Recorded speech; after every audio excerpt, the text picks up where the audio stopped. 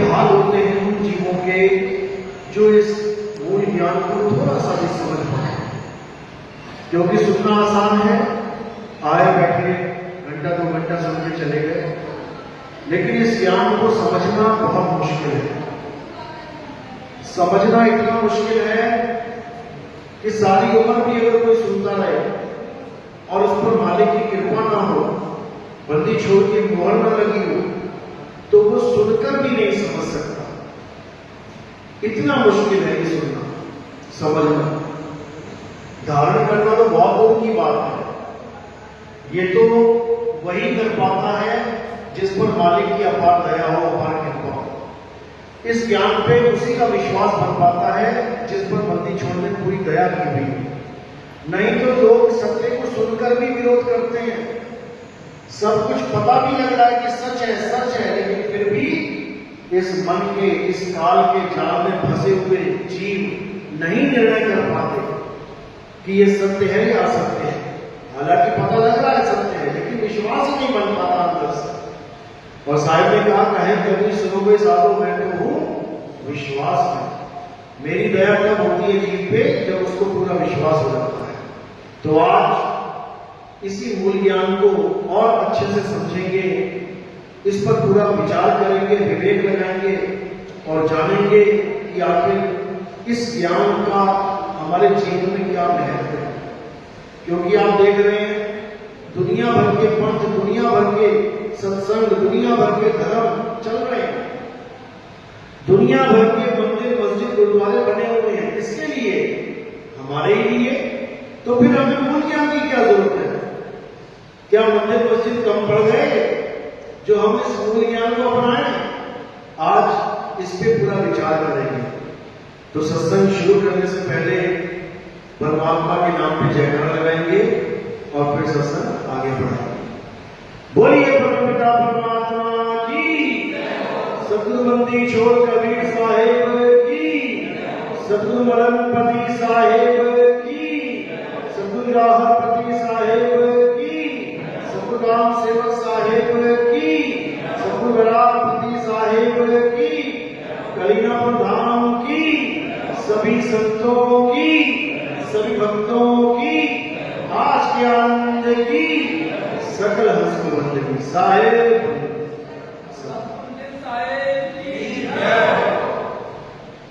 तो साहेब जीवों का कल्याण करने के लिए इस धरातल पे आते हैं, बार बार आते हैं। ये कोई वो अवतार नहीं है विष्णु जी का जो एक बार आया और चला गया, दोबारा नहीं आ सकता उसी रूप में। ये वो अवतार नहीं है, ये वो है जो हर युग में बार बार आते हैं जीवों को चेताने के लिए, जीवों को जगाने के लिए। धर्मदास जी लिखते हैं, संत रूप में आए साहिब, संत रूप में आए, जीव चेताने आए साहिब, जीव चेताने आए। कहते हैं संत रूप में आते हैं साहिब, गुरु रूप में आते हैं और सारे संसार के जीवों को चेताते हैं। जिस पर दया हो मालिक की, जिसके पूर्व जन्मों के संस्कार हो, वो उनके ज्ञान को पकड़ लेता है, उस ज्ञान को अच्छे से समझ लेता है और उन्हीं के पथ पर चलता हुआ, उन्हीं के पद के पीछे चलता हुआ उस जगह पहुंच जाता है जहां से वो आया था। यानी वो स्थान जो सृष्टि बनने से पहले जहां विराजमान थे, हमें वहां पहुंचाने आते हैं साहिब। और वो स्थान क्या है? उसे अविगत कहते हैं। अविगत कहते हैं, अविगत से चला आया, कोई मेरा भेद मरम न पाया, ना हम लीना गर्भ बसेरा, बालक हुए दिखलाया। संतों अविगत से चला आया, मैं किसी मां के गर्भ से नहीं आया, क्योंकि मां के गर्भ से जो भी आता है उसको पुराना सब कुछ भूल जाता है। आज आपको कोई पूछे कि भाई तुम पिछले जन्मों में क्या थे, कुछ याद नहीं, लेकिन जो बिना मां बाप के आता है वो हर चीज जानता है। साहिब को A to Z हर चीज का ज्ञान है, उसको सब पता है, कौन कितने पानी में है, कौन कहां है,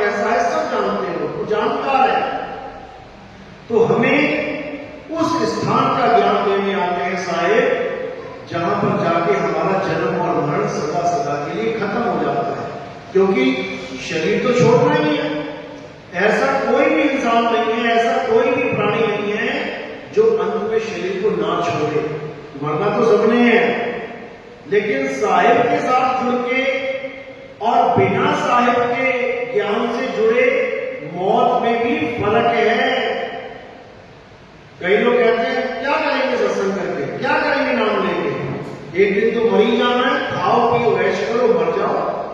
बिल्कुल मरना है, ये काया सदा नहीं रहेगी सबकी, लेकिन मरने मरने में फर्क है। क्या फर्क है? आए हैं तो जाएंगे, राजा रंग फकीर, और एक सिंहासन चढ़ चले, एक बंदे जंजीर। फर्क है, एक तो जाएगा सिंहासन में बैठ के और एक जंजीरों में बंधा हुआ जाएगा। यानी एक तो मुक्ति पद को प्राप्त कर लेगा, दोबारा आना जाना खत्म, और एक बेचारा बार बार 84 लाख योनियों में भ्रमण करता जाएगा। कभी कुतिया का बच्चा बन जाएगा, कभी हथनी का बच्चा बन जाएगा, कभी घोड़े का बच्चा बन जाएगा, कभी सूरी का बच्चा बन जाएगा। हर जगह जन्म जन्म जन्म मरण मरण मरण, इसी में सारे युग बीत जाएंगे उससे। तो भाई मुक्ति से ज्यादा बड़ी क्या चीज है? बार बार जन्मना मरना बहुत अच्छा है क्या? हालत खराब हो जाती है। लेकिन अज्ञानी जीव नहीं समझ सकता। आज भी किसी को पूछो, हाँ भैया दोबारा दुनिया में आना चाहते हो, तो क्या कहते हैं? हाँ बिल्कुल आना चाहते हैं। और पूछो जाना चाहते हो दुनिया से? नहीं, जाना नहीं चाहते। अरे तो जब तक जाओगे नहीं तो आओगे कैसे? इसीलिए साहिब समझा रहे हैं कि इससे पहले कि मौत आए और तुम्हें इस काया से बाहर निकाल दे, तुम पहले ही तैयारी कर लो इस काया को सदा सदा के लिए छोड़ के अपने निज स्वरूप में जाने की। तभी ज्ञान होगा, तभी मुक्ति होगी, तभी परम पद मिलेगा, नहीं तो 84 के धक्के मिलेंगे। तो साहिब इसी को समझाते समझाते, जीवों को चेताते चेताते कई बार आए और कई बार गए। तो जब 600 साल पहले कबीर साहब काशी लहरदारा तालाब में आए, वहां प्रकट हुए कमल के फूल के ऊपर, तब उन्हें नीलू और नीमा नाम के 2 जुलाहे दंपति थे। उन्होंने कबीर साहब को वहां पर पाया। बच्चा अकेला था, उठा के ले गए।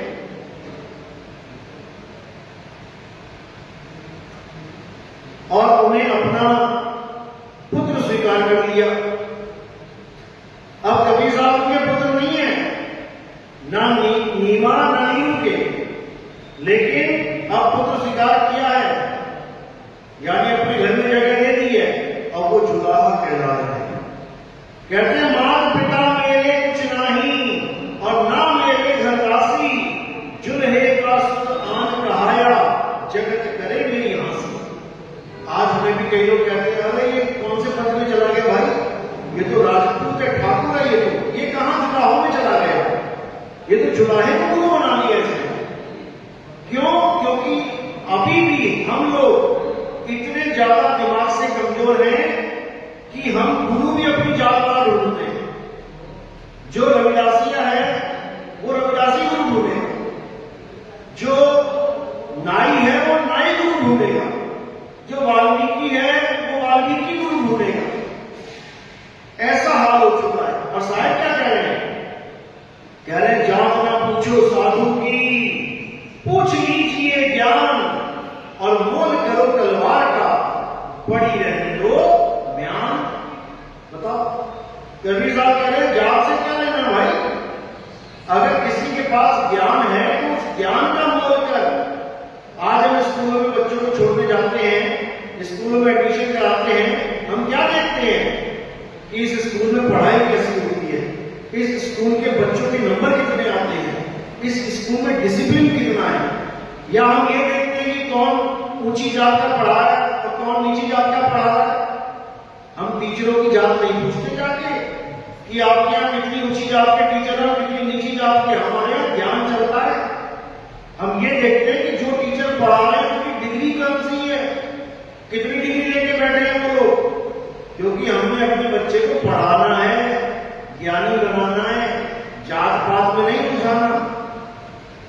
स्कूल तो एक ऐसी जगह है जहां पर सब जात के, सब धर्मों के बच्चे आके एक छत के नीचे बैठ के एक सा ज्ञान प्राप्त करते हैं। पाठशाला तो उसे कहते हैं। और जहां जात पात की बात आ जाए, हम उसको पाठशाला मानते ही नहीं। हम उस धर्म को, उस जात को, उस पंथ को हम मानते ही नहीं है जहां पर ये जात पात का भेद चले, हम उसको मानते ही नहीं। हमारे यहाँ सबकी एक ही जात है, एक ही धर्म है और एक ही प्राण है, सबके एक ही प्राण। तो साहिब ने समझाने में कोई कसर नहीं छोड़ी, लेकिन आपको पता है कि कोई भी जहां पर भी सत्य होता है वहां असत्य आ ही जाता है। जहां पर असली वस्तु आती है वहां नकली वस्तु आ ही जाती है। कोई कंपनी बहुत अच्छा प्रोडक्ट निकाल दे तो 10 कंपनियां उसको जाली माल बनाने लग जाती है, नकली माल बनाने लग जाती है। इसी प्रकार जब संसार में कबीर साहब आते हैं, ज्ञान प्रचार करते हैं, तो काल के दूत भी आते हैं। परमात्मा भी अपना अंश भेजता है तो काल भी अपना अंश भेजता है। इसी को धर्म और अधर्म युद्ध कहते हैं। तो कबीर साहब भी समझा रहे हैं, कह रहे हैं जब हमारा पंथ चलेगा तो नाना प्रकार के काल दूतों के पंथ भी चल रहे होंगे। 12 पंथ काल पुरवाना, भूले जीव न जाए ठिकाना, 13वें पंथ हम ही चले आए, सब पंथ मेट के एक पंथ चलाए। कहते हैं मेरा ही नाम ले लेके ये काल के दूतों ने इतने पंथ चला दिए हैं और ये कबीर पंथ के नाम से चल भी रहे हैं। और जीव इतना भी विवेक नहीं लगा पा रहे, इतनी भी बुद्धि नहीं लगा पा रहे कि जिस पंथ में हम हैं उसके ज्ञान का तोड़ मोड़ कर दे। कोई ज्ञान की बात ही नहीं है, केवल गुरु का मोह, गुरु से प्रेम, गुरु की देह के पीछे लगे पड़े हैं। जबकि कबीर साहब बार बार समझाते रहे कि भाई गुरु देह नहीं है, गुरु ज्ञान है। देह तो शमशान घाट तक तुम्हारा साथ दे सकती है, वहां पे भस्म हो जाएगी, लेकिन ज्ञान तुम्हारे मरने के बाद भी तुम्हारा साथ देगा, तुम्हें उस जगह पहुंचा के नहीं लेगा जिस जगह का ज्ञान तुम्हें कराया गया है। तो कबीर साहब हर बार यही समझा रहे हैं कि भाई शरीरों के चक्कर में नहीं पड़ना है, जात के चक्कर में नहीं पड़ना है, ये वर्ण व्यवस्था के चक्कर में नहीं पड़ना है। लेकिन लोग समझ नहीं रहे। शायद कह रहे हम वासीवा देश के जहां जात वर्ण कुल ना है, ना तो कोई जात है वहां पे और ना ही कोई कुल है। कुल मतलब कह रहे किसका कुल चला रहे हो, यानी वंशवाद। कहते हैं हमारे यहां वंशवाद वाला भी काम नहीं है कि बाप बैठा गुरु बन के आगे बेटा गुरु बन जाएगा, फिर आगे गुरु बन जाएगा, बिल्कुल भी नहीं। हम वासीवा देश के जहां जात वर्ण कुल नहीं, शब्द मिलावा हो रहा, देह मिलावा नहीं। कहते हैं हमारे यहां शब्द मिलावा हो रहा है, ये देह मिलावा नहीं है कि तुम गुरु की देह को सोच के बैठ जाओ कि मेरे गुरु अंत समय में मुझे लेने आएंगे। ये तो देह मिलावा हो गया, ये शब्द मिलावा नहीं है। तुम्हें देह का इंतजार करवाया जा रहा है, तुम्हें देह के पीछे लगवाया जा रहा है। मरते समय जीव देह की आस में लगा हुआ है कि कोई देह आएगी मेरे गुरु जी की और मुझे बचाएगी। यही अज्ञान है। तो कह रहे हैं शब्द मिलावा हो रहा, यानी जब सच्चा गुरु तुम्हारे जीवन में आएगा तो तुम्हारी आस देह से तुड़वा देगा। और कहां जुड़वा देगा? शब्द से। अब जब प्राण त्यागोगे, यानी जब शरीर छूटेगा, तो किसकी आस में रहोगे? शब्द गुरु की आस में, और किसी की नहीं। यानी पूरा विश्वास कहां होगा? केवल शब्द गुरु पे होगा। इसी को बोला कहें कबीर सुनो कोई साधु मैं तो हूं विश्वास में। और याद रखना अंत समय हर इंसान के जीवन में इतना इंपॉर्टेंट है कि तुम सोच भी नहीं सकते। सारी उम्र तुम कुछ भी कर लो, जो अंत समय में तुम दाव फेंकोगे वही काम आएगा। इसीलिए बुजुर्गों ने कहा है कि अंत भला सो सब भला, और अंत बुरा सो सब बुरा। सारी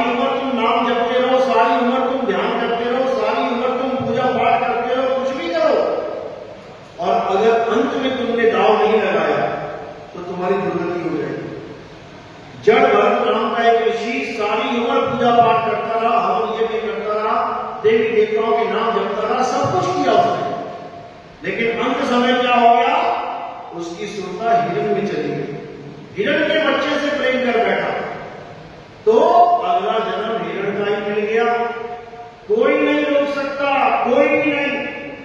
तो अंत समय बहुत इंपॉर्टेंट है, इसी अंत समय का इंतजाम करवाने के लिए कबीर साहब इस संसार में आते हैं।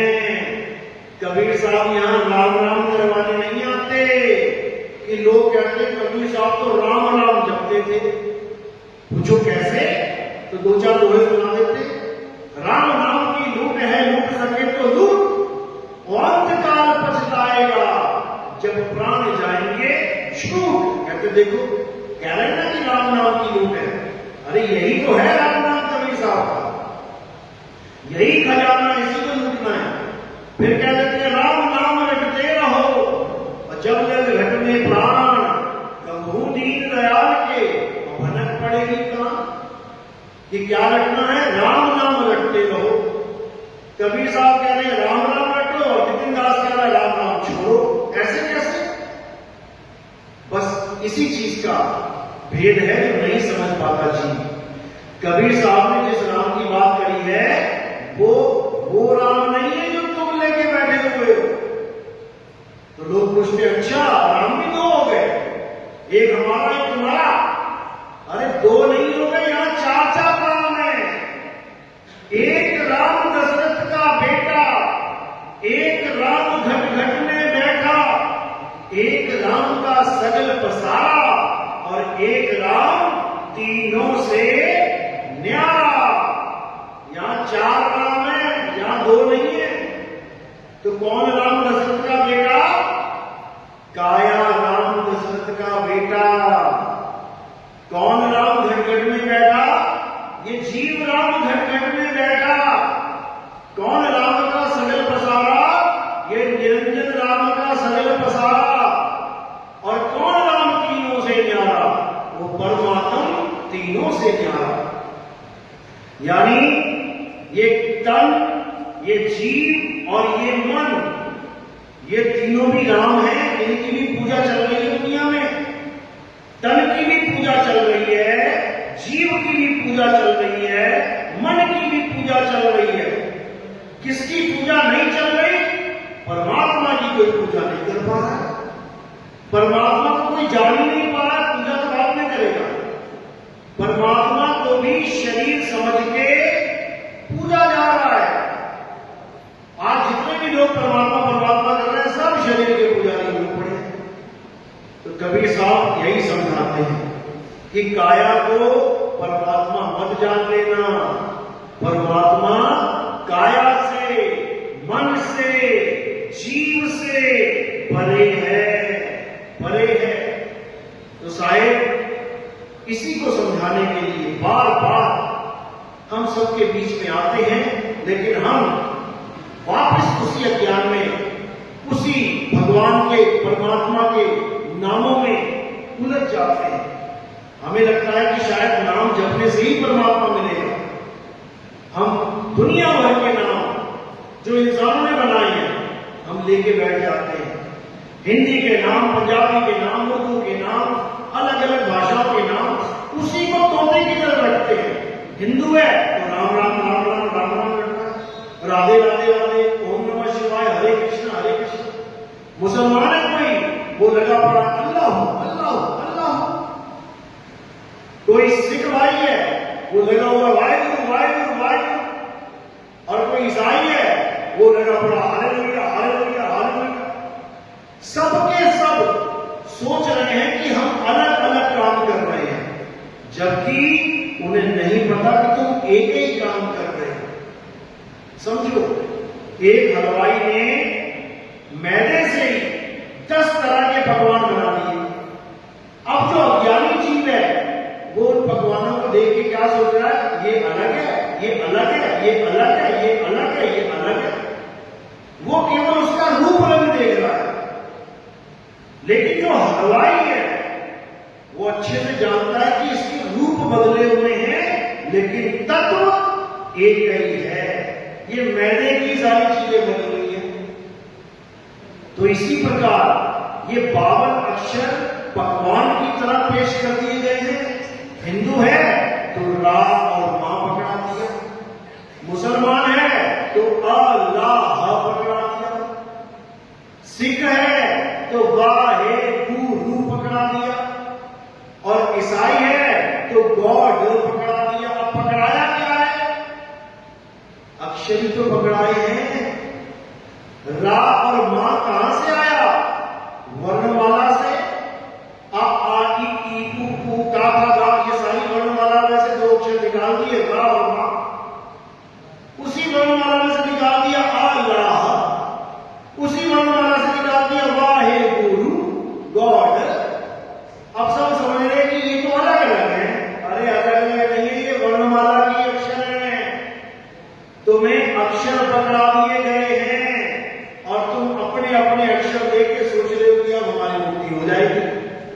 इन्हीं अक्षरों के द्वारा लाखों करोड़ों नाम बना दिए गए। तो कबीर साहब ने एक ही वाणी में सारे नाम खत्म कर दिए। क्या बोलते हैं? कोटि नाम संसार में, इनसे मुक्ति ना होए, और गुप्त नाम सतपुरुष का मुझे बिरला कोई। कहते करोड़ों नाम, अरबों नाम बना दिए इस इंसान ने, और उसी को जप रहा है। इनसे मुक्ति ना होए, ये नाम जपने से मुक्ति नहीं होती। तो कैसे होती है? आदि नाम सतपुरुष का, गुप्त नाम पूजे बिरला कोई। वो सच्चे परमात्मा का, सतपुरुष का आदि नाम यानी गुप्त नाम, कहते कोई बिरला ही जान पाता है उसको प्राप्त करना सबके बस की बात नहीं होती है। क्यों? क्योंकि वो तब तक प्राप्त नहीं हो सकता जब तक तुम्हारे जीवन में कोई गुरु नहीं आता। ये वाले नाम तुम्हारे जीवन में बिना गुरु के भी आ सकते हैं, सबको पता है। भगवानों के नाम अभी पूछो किसी को 10 नाम बता दो, 10 बता देगा। 20 नाम पूछो, 20 बता देगा। गुरु करने की जरूरत नहीं है, बिना गुरु के सारे नाम पता है आपको। लेकिन गुरु की जरूरत क्यों पड़ी? गुरु की जरूरत इसलिए पड़ती है क्योंकि गुरु नाम देता नहीं, नाम छुड़वाता है। छुड़वाने वाले गुरु की जरूरत पड़ेगी, जपाने वाले तो घरे बैठे हुए हैं। तो वाणी क्या कह रही है? सोई गुरु पूरा कहावे, जो 2 अक्षर का भेद बतावे। एक छुड़ावे, एक लखावे, तब प्राणी निज घर को जावे। यानी ऐसा गुरु मिल जाए जो एक छुड़ावे, ये सारे नामों को छुड़वा छोड़ दे। हिंदू है राम राम छोड़ दे, मुसलमान है अल्लाह अल्लाह छोड़ दे, सिख है वाहिगुरु वाहिगुरु छोड़ दे, ईसाई है गॉड गॉड छोड़ दे। तो करे क्या?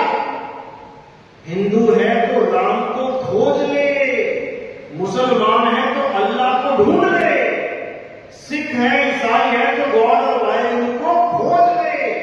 तब समझ कि तेरा कल्याण होगा। केवल नाम जपने से नहीं होगा। जब हमें प्यास लगती है, किसी गांव में गए तो हम क्या करते हैं? पानी खोजते हैं, गली गली में जाके पूछते भैया कोई हैंडपंप लगा है क्या, कहीं पानी मिलेगा क्या? हम जपते नहीं है कि प्यास लगी है तो पानी पानी जप ले, भूख लगी है तो खाना खाना जप ले, भोजन भोजन जप ले। नहीं, खोजना है। तो साहब कह रहे जो ढूंढेगा वो पाएगा, जो जपेगा वो 84 में जाएगा। तो कह रहे लोग को कहां ढूंढे रे बंदे, मैं तो तेरे पास में। अरे ना मंदिर में, ना मस्जिद में, ना काबे कैलाश में, ना मेरे जप में। काट दिए ना जप, सारे जप काट दिए, कोई नाम नहीं जपना। ना मैं जप में, ना मैं तप में, और ना मैं व्रत उपवास में। कोई व्रत नहीं करना, कोई उपवास नहीं करना, हर चीज से न्यारे हो जाओ। लेकिन कई लोग सोचेंगे ये कैसे? हमें तो हमारे पूर्वजों ने जप भी बोला, तप भी बोला, पूजा पाठ बोला, हवन यज्ञ बोला, सब कुछ बोला। तो हम नितिनदास की बात मान के क्या सब कुछ छोड़ दें? फिर तो हम धार्मिक ही नहीं रहे, फिर तो हम आस्तिक ही नहीं रहे, नास्तिक हो जाएंगे। अगर पूजा पाठ छोड़ देंगे तो गीता पढ़ो, गीता में इसका जवाब मिलेगा तुम्हें। अगर नितिन दास मना कर रहा है कि पूजा पाठ छोड़ दो, तो उसका कारण है। कारण क्या है कि अब आगे बढ़ो, अब आगे बढ़ो। जो कर रहे हो अच्छी बात है, बहुत कर दिया, अब आगे बढ़ो। तो गीता में जब आप अध्याय 3 पढ़ेंगे, उसमें भी जब आप 12, 13, 14, 15, 16 ये 5 श्लोक पढ़ेंगे, तो वहां आपको क्या जानकारी मिलेगी? क्या बताया गया है कि देवी देवताओं की पूजा करो, हवन यज्ञ करो, बचा हुआ अन्न प्रसाद रूप में ग्रहण करो। जो ये प्रसाद रूप में ग्रहण नहीं करता वो पाप का भागीदार है। बिल्कुल सही बोला है, बहुत बढ़िया, अच्छी बात है। फिर क्या करेंगे? फिर 17वां श्लोक बोला, किंतु यानी जो सारा कुछ पीछे कर रहे हैं उस पर कांटा मार दिया। किंतु जो व्यक्ति अपनी आत्मा में रमण करते हैं, जो व्यक्ति अपनी आत्मा में संतुष्ट हैं, जो व्यक्ति अपनी आत्मा में तृप्त हैं, उनके लिए कोई धार्मिक कर्म कर्तव्य लागू ही नहीं होता।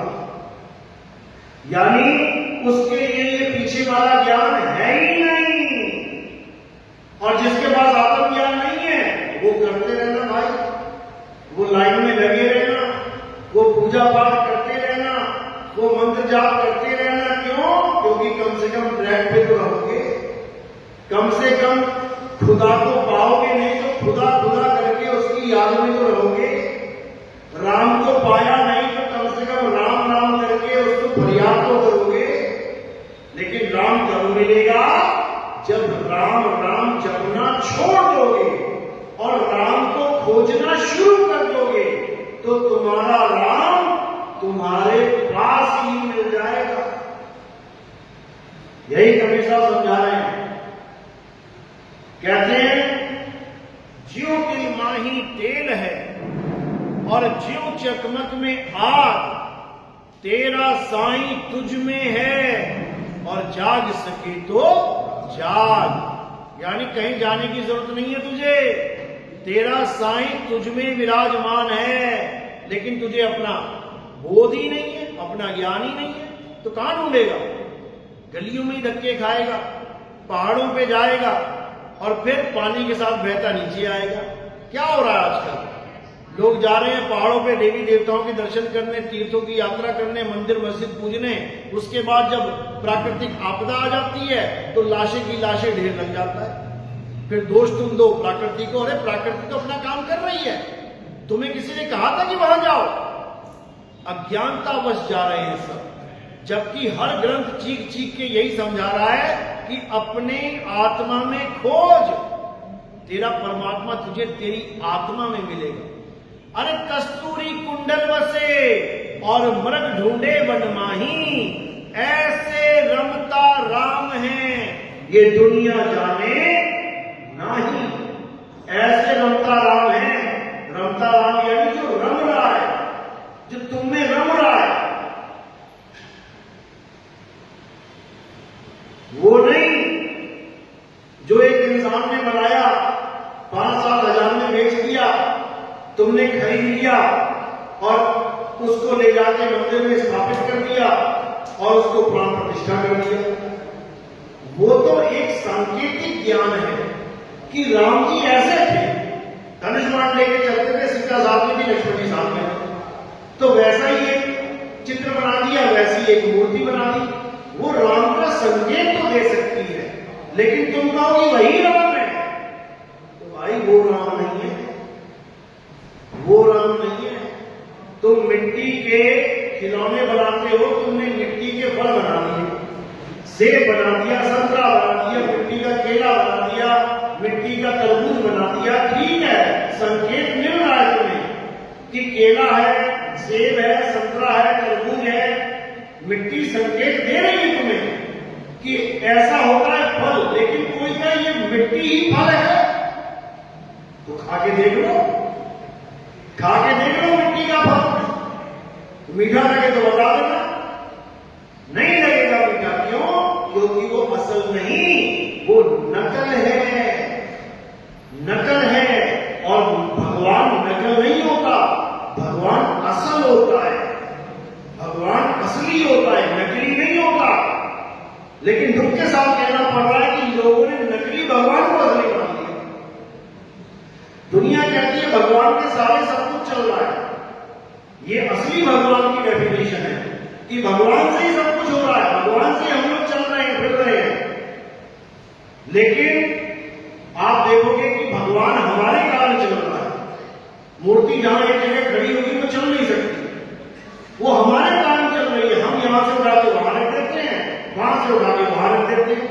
तो गुणगान तो हम उस भगवान के कर रहे हैं जिसके सारे सब चल रहा है, और मान हम उसको बैठे जो हमारे सारे चल रही है। समझो, किसी बच्चे को धक्का दो तो बच्चा फट से उठ के बैठ जाता है भगवान के सहारे, और तुम मूर्ति को धक्का दो वो कभी उठ के बैठ नहीं पा रही है। सोचो, जो उठ नहीं पा रही है हमने उसको भगवान मान लिया, और जो उठ के बैठ जा रहा है हम उसे भगवान नहीं मान सकते। यानी हमारी बुद्धि में इतनी बड़ी जंग लग गई है, हमने मुर्दे को भगवान मान लिया, यानी मृत को भगवान मान लिया, यानी बेजान को भगवान मान लिया। लेकिन जो जानदार लोग बैठे हैं उनको हम भगवान नहीं मान सकते। हम कहते हैं भगवान सृष्टि बनाता है, भगवान ने हम सबको बनाया है। चलो ठीक है, मंदिर में देख लेते हैं, अगर भगवान ने हम सबको बनाया, दो चार मंदिर में भी बना के रखते हमारे जैसे, नहीं बना सकता तो कौन बना रहा है हम जैसे को? अरे माता पिता बना रहे हैं, माता पिता के द्वारा ही ये शरीर तैयार हो रहा है। तो भगवान कौन है? वो पत्थर जिसको इंसान बना रहा है, या वो माता पिता जो हम सबको बना रहे हैं? इसको समझना पड़ेगा। वही चैतन्य शक्ति सब में विराजमान है, उसी की शक्ति से हम सब चल रहे हैं, खा रहे हैं, पी रहे हैं, हंस रहे हैं, बोल रहे हैं। बिना आत्मा के इस दुनिया में कुछ भी चल फिर नहीं सकता, याद रखो। इसीलिए गीता में बिल्कुल स्पष्ट बता दिया गया कि हे अर्जुन, इस दुनिया में दो प्रकार के तत्व हैं, एक असत्य और एक सत्य। असत्य क्या है? इस दुनिया में दिखने वाली हर चीज असत्य है, झूठी है, माया है। और सत्य क्या है? हे अर्जुन, आत्मा ही सत्य है।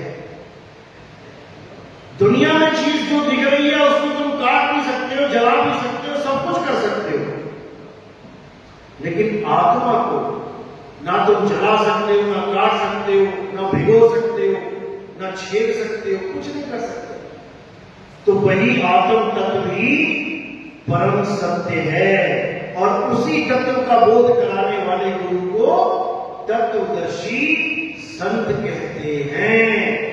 गीता में तत्वदर्शी संत की महिमा गाई है, अध्याय 4 34वां श्लोक। लेकिन लोग गलती से अज्ञानतावश मंत्र जपवाने वाले गुरुओं को तत्वदर्शी मान बैठे हैं कि तत्वदर्शी कौन है? जो हमें मंत्र जपवाएगा। अरे मंत्र जपवाने वाले को जपी कहते हैं, तपस्या कराने वाले को तपी कहते हैं, घर बार छुड़वाने वाले को सन्यासी कहते हैं। लेकिन लोगों को ज्ञान नहीं है, समझ नहीं है, इसलिए किसी को भी तत्वदर्शी संत बना देते हैं। क्या जाता है? तो तत्वदर्शी क्या है? जो सत्य और असत्य दोनों प्रकार के तत्वों का बोध कराए, विधि बताए, अज्ञानता को हटाए और ज्ञान को स्थापित करे। अज्ञानता क्या है? इन 5 तत्वों को सत्य मानना ही अज्ञानता है। कोई राम जी के तत्वों को सत्य मान बैठा, कोई कृष्ण जी के तत्वों को, कोई हमारे तुम्हारे तत्वों को मान बैठा। सबके सब शरीर की पूजा में लगते हैं। जो परम सत्य है वो केवल आत्मा है। इसी आत्मा का भेद समझाने के लिए कबीर साहब बार बार आते हैं। क्या कह रहे हैं? जल में मीन प्यासी, मुह देखत आवे हंसी, आत्म ज्ञान बिना नर भटके,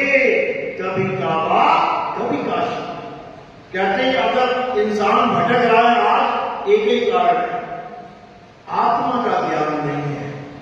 और बिना आत्मा के ज्ञान के कोई ज्ञानी है ही नहीं।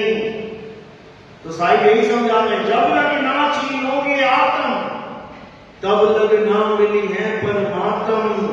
आत्म छीने परमात्म छीने संत कहावे सोए, और यह वेद काया से न्यारा। पूछे बिरला कोई, कहते हैं वो जीव जिसके जीवन में गुरु आ गया, कौन सा गुरु? तत्वदर्शी संत आ गया, वो उसे अज्ञानता यानी कि इन 5 तत्वों को छोड़ के ज्ञान यानी आत्म तत्व का बोध कराएगा। आत्म तत्व का बोध करने के बाद समझ में आ जाएगा कि क्या है, क्या खेल चल रहा है। उसके बाद तुम कभी अज्ञान को प्राप्त नहीं कर पाओगे। अध्याय 4 35वां श्लोक, हे अर्जुन, एक बार अगर सत्य का बोध हो जाए उसके बाद कभी अज्ञान तुम्हारे जीवन में आ ही नहीं सकता। यानी तुम्हें एक बार समझ में आ जाए कि मैं आत्मा हूं और उसका बोध हो जाए कि आत्मा तत्व होता क्या है, उसके बाद तुम कभी जीवन में अपने आप को शरीर नहीं मान सकते। जीवन में कोई लाख बार तुम्हें कह दे कि तुम शरीर हो, तुम नहीं मानोगे। तुम आत्म तत्व का बोध करके बैठे हो भाई, तो अपने स्वरूप को जान लो। अपने स्वरूप को जानना ही मुक्ति प्राप्त करना कहलाता है। इन 5 तत्वों को छोड़ देना है। कोई कब्रिस्तान में चला जाएगा, कोई शमशान घाट में चला जाएगा, कोई जला देगा, कोई दफना देगा। ये 5 तत्व चला गया प्रकृति में। अब मैं कहां जाऊंगा, यानी ये जीव कहां जाएगा? ये जहां से आया है वहीं जाएगा। तो कहते हैं कहां से आया और कहां जाएगा, खबर करो अपने तन की। सतगुरु मिले तो भेद बतावे, नाम नहीं जपावे कि नाम जपाने वाले को सतगुरु मान बैठे हो। सतगुरु मिले तो भेद बतावे और खुल जाए अंतर खिड़की। वो ज्ञान चक्षु, वो अंतर खिड़की खुल जाएगी, और जब वो खुलेगी तो क्या होगा? तो सामने ही परमात्मा स्वरूप विराजमान है। ये जीव उसी में जाके समा जाएगा। सूरत समाए शब्द में और बातों काल न खाए। जाप मरे अजपा मरे, अनहद भी मर जाए। तो जाप, अजपा और अनहद, इन तीनों से बिल्कुल किनारा कर लेना है।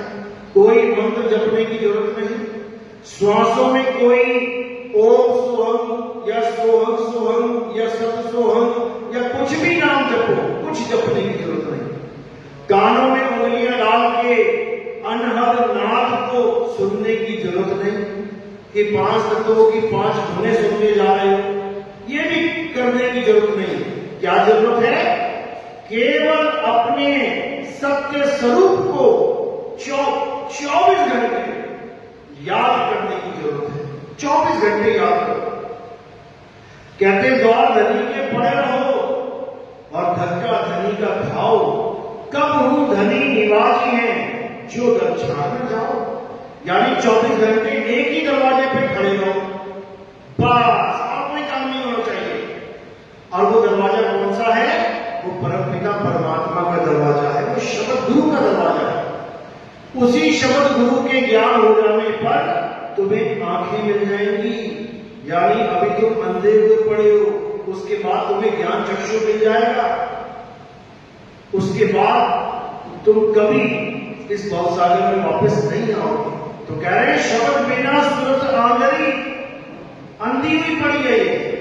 अरे शब्द बिना सूरत आंगरी, कहो कहां तो जाए और द्वार न पावे शब्द का, फिर भटका खाए। यानी काया त्यागने से पहले पहले तुम्हें उस शब्द गुरु का द्वार पता होना चाहिए, तभी तो उसको खटखटाओगे। अगर दरवाजा ही नहीं पता तो इन 9 द्वारों से निकल जाओगे, आंख से, कान से, नाक से, लिंग से, गुदा से, मुख से, यहां से निकलना पड़ जाएगा।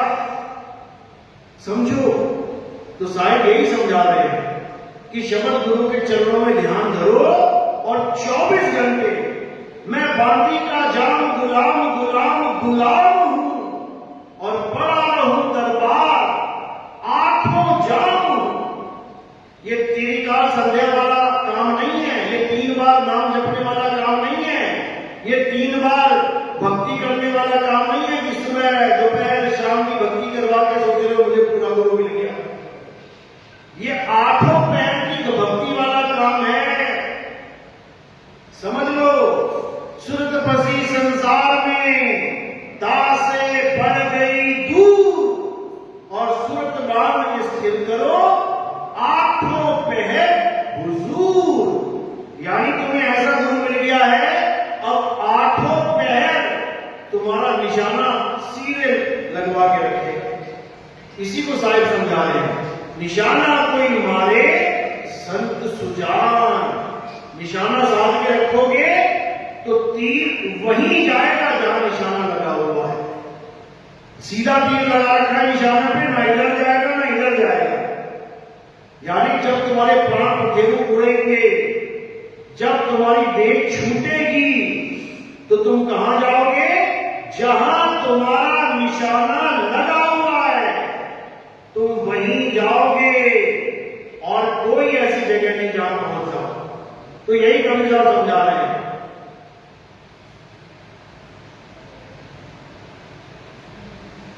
जैसे स्वान कांच मंदिर में भरमते भूख मरे हो और कहे कबीर नलनी के सुगना तो हे कौन पकड़े हो। यानी अगर हमारी सूरत सीधे मालिक के चरणों में लगी हुई है तो कोई माए का लाभ नहीं है जो इसको हिला दे। तुम्हारा बैक गियर नहीं लग सकता। कब तक नहीं लग सकता? जब तक तुम खुद ना चाहो। अगर तुमने संसार से प्रेम कर दिया तो तुम्हें वापस आने से भी कोई नहीं रोक सकता। याद रखना, जहां आशा तहां वासा। अब तुम्हें वापस कौन कौन ला सकता है इसको भी समझ लो। इस संसार में कौन तुम्हें वापस ला सकता है? कौन है सबसे बड़ा दुश्मन? दुश्मन ही हुआ तो तुम्हें वापस ले आए। तो सबसे बड़ा दुश्मन कौन है? तुम्हारा परिवार। यही है सबसे बड़ा दुश्मन। ये तुम्हें वापस घसीटेगा। मरते हुए लोग क्या कहते हैं? अरे मेरी बेटे की शक्ल दिखा दो, अरे मेरी बिटिया को बुला दो, अरे मैं पापा के पास जाना चाहता, अरे मेरी मां के दर्शन करा दो। शरीर छोड़ के जा रहा है, परमात्मा को नहीं जा रहा है। किसको जा रहा है? इस नाशवान काया को जा रहा है। मेरी मां, मेरी बेटी, मेरा चाचा, मेरा मामा, मेरा जिसके साथ इसकी प्रीत लगी हुई है, जिसके साथ इसका प्रेम मोह बंधा हुआ है, उसी को याद कर रहा है। तो वाणी समझा रही है, अंत काले जो लड़का सिमरे। अगर लड़के को याद किया अगर तुमने अंत समय में तो क्या होगा? अंत काले जो लड़का सिमरे ऐसी चिंता में देह मरे, सुअर जन्म लो बल बल उतरे। इंसान की नहीं बने, सुअर बन के आ जाओ। क्या फायदा भैया ऐसे लड़के का? ऐसे लड़के को मैं क्या याद करूं कि मुझे सुअर बना दे? इसलिए अब किसी को याद नहीं करना है। अंत काले जो स्त्री सिमरे ऐसी चिंता में देह मरे, वैश्या जन्म को बल बल उतरे। क्या फायदा भैया? बिल्कुल याद नहीं करना किसी को, केवल मालिक को याद करना है, केवल परमात्मा को याद करना है। और परमात्मा को याद कर लिया तो समझ लो कि अंत भला तो सब भला, निकल जाओगे माया के जाल से। तो इस माया ने बिछाया फंदा और जिसमें से निकला कोई कोई बंदा। कोई बिरला होता है, कोई बिरला होता है जो कांटे में लगे हुए चारे को पहचान ले। आप देखोगे मछली पकड़ने वाले क्या करते हैं? लोहे का कांटा होता है, उसमें क्या करते हैं? वैसे तो खाएगी नहीं कांटा मछली, लोहा क्या खाएगी? उसमें क्या करते हैं? चारा लगा देते हैं। कोई केचुआ लगा दिया, कोई कॉकरोच लगा दिया, कोई ऐसा जीव लगा दिया जो मछली को अच्छा लगता है। अब जो अज्ञानी मछली है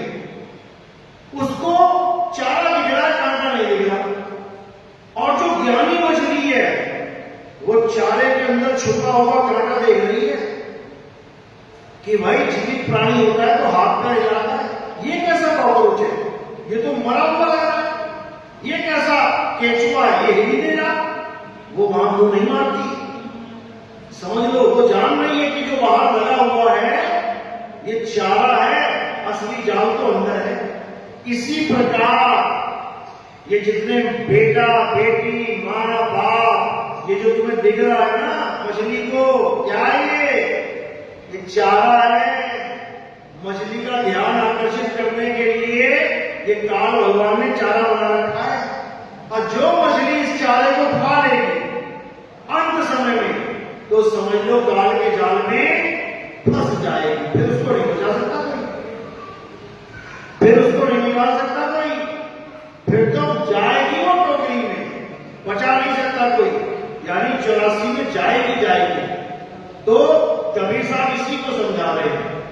गरीदास जी महाराज कहते हैं, अरे एक लेवा एक देवा दूतम, कोई किसी का पिता न पूतम, बिल्कुल मोहभंग कि भैया मेरा बाप कौन है जो मुझे खिला रहा है पिला रहा है। क्यों खिला रहा है पिला रहा है? क्योंकि पिछले जन्म में मैंने खिलाया पिलाया, तो अपना हिसाब पूरा करने के लिए वो बाप बन के आ गया, मैं उसका बेटा बन के आ गया। इससे ज्यादा और कोई रिश्ता नहीं है तुम्हारा, समझ लो, इससे ज्यादा कोई रिश्ता नहीं है। लेकिन हाँ, अब संसार में अगर तुम आ ही गए हो रिश्तेदारी में तो अपना फर्ज निभाते जाओ, लेकिन ज्ञान में रहते। बच्चे पालो ज्ञान में रहते कि मेरे बच्चे नहीं है, परमात्मा के बच्चे हैं। किसी के घर मरा, मेरे घर पैदा हो गया, मेरे घर मरेगा, किसी और के घर में पैदा हो जाएगा। ये मर रहा है, पैदा हो रहा है, मर रहा है, लाखों करोड़ों घर घूम लिया। अब बताओ किसका बच्चा है? किसी का बच्चा नहीं है, ये मालिक का जीव है।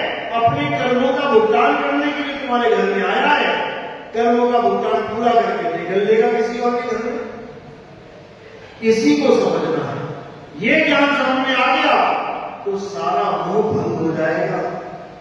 फिर ना तो किसी के आने की खुशी और ना ही किसी के जाने का गम रह जाएगा।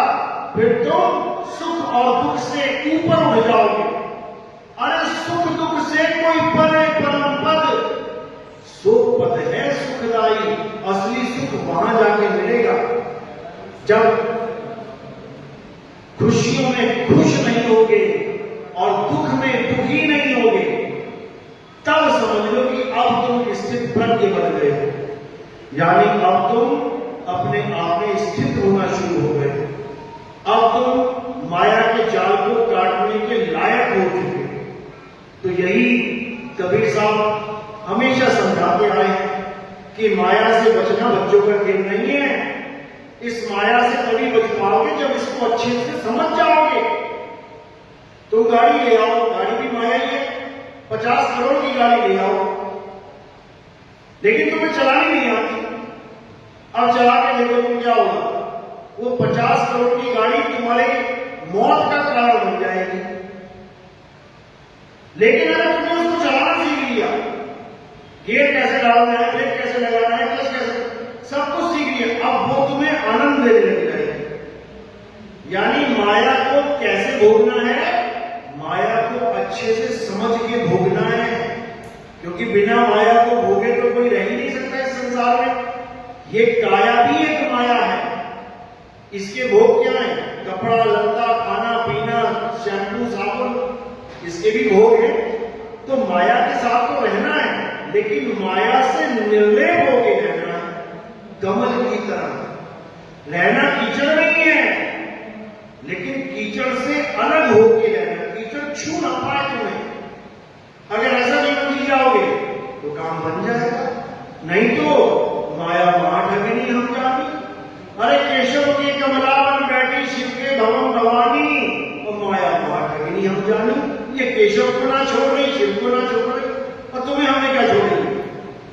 लेकिन तब छोड़ेगी जब हम अपने स्वरूप को जानेंगे। यही कृष्ण जी कह रहे हैं, अर्जुन मेरी माया बहुत दुस्तर है, बहुत विशाल है, हर जीव मेरी माया के अधीन है, लेकिन जो आत्मा को जान लेते हैं, आत्म तत्व को पहचान लेते हैं, आत्म बोध में आ जाते हैं, वो मेरी माया को सहज ही पार कर लेते हैं। फिर माया उसका कुछ नहीं बिगाड़ सकती, फिर माया सेवा करेगी आगे। देखो विष्णु जी की टांगे दबा रही है, ऐसे सेवा करेगी आगे, लेकिन तुम्हें फंसा नहीं सकती। क्यों? क्योंकि तुमने उस मक्खी की तरह गुड़ खाना सीख लिया है जो किनारे बैठ के गुड़ खाती है। और दुनिया में बाकी मक्खियां क्या कर रही हैं? वो गुड़ के ऊपर बैठ के गुड़ खा रही हैं। गुड़ के ऊपर बैठ के गुड़ खाओगे तो पक्का फंस जाओगे। इसलिए किनारे बैठ के गुड़ भी खाओ और निकल भी जाओ। तो ये सब तब समझ में आता है जब वैदिक गुरु तुम्हारे जीवन में आता है। इसीलिए कबीर साहब ने वैदिक गुरु की महानता गाई है, आम गुरु की महानता नहीं गाई। आम गुरु की तो प्रशंसा करी है केवल, महानता किसकी है? वैदिक गुरु की। प्रशंसा सबकी है, तारीफ सबकी करी है, लेकिन महान किसको बताया? केवल वैदिक गुरु को। तो क्या करें? गुरु मेरे सभी बड़े, अपनी अपनी भाव। सबकी प्रशंसा कर दी। कोई पहली क्लास का गुरु है, अच्छी बात है, पहली क्लास का ज्ञान देते। कोई 5वीं क्लास का गुरु है, बहुत अच्छी बात है, 5वीं तक का ज्ञान देते। कोई 8वीं का, 10वीं का, 12वीं का है, चलो भैया तुम दे दे अपना अपना ज्ञान। प्रशंसा सबकी है, क्योंकि गुरु कुछ ना कुछ देता ही है। लेकिन महानता वो किसकी है? शब्द विवेकी पारखी सो माथे का मौत। यानी शब्द विवेकी पारखी, जो शब्द का विवेक के द्वारा परख करना सिखा दे, कहते हैं वो है सिर का मौत। जैसे ये पगड़ी बंधी हुई है सिर के ऊपर, ऐसे ही वो गुरु सिर पे रखने योग्य है और बाकी को बंदगी कर देता। नमस्कार करो, चलता करो,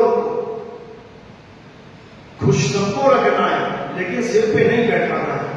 सिर पे कौन बैठेगा? शब्द विवेकी पारखी सो माथे का मौत। यही कबीर साहब ने समझाया। लेकिन आज जिस भी गुरु को देखो यही पानी लेके बैठा हुआ है कि गुरु बड़े गोविंद से मन में देख विचार।